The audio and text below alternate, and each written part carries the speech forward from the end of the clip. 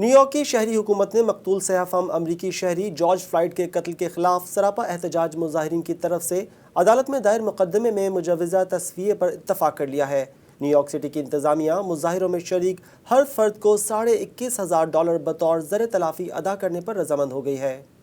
شہری انتظامیہ نے 2020 میں جارج فلائیڈ کیس پر انصاف کے حصول کے لیے احتجاج میں شریک 300 سے زائد مظاہرین میں سے ہر ایک کو $21,500 زر تلافی ادائیگی کا اعلان کیا ہے۔ ان مظاہرین پر محکمہ پولیس نے دوران احتجاج پیپر اسپرے کا استعمال کیا، انہیں تشدد کا نشانہ بنایا، جبکہ کچھ افراد کو حراست میں بھی لیا گیا تھا۔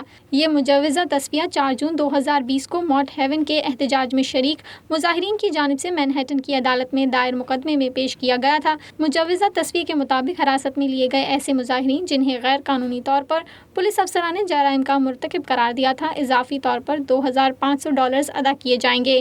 اگر جج کالن میک مہون اس مجوزہ تصفیے کو منظور کر لیتے ہیں تو شہری انتظامیہ کو مظاہرین کو $6 ملین ادا کرنے ہوں گے، جو نیو یارک کی تاریخ میں بڑے پیمانے پر گرفتاری کے مقدمے میں فی شخص ادا کی جانے والی اب تک کی سب سے بڑی رقم ہوگی۔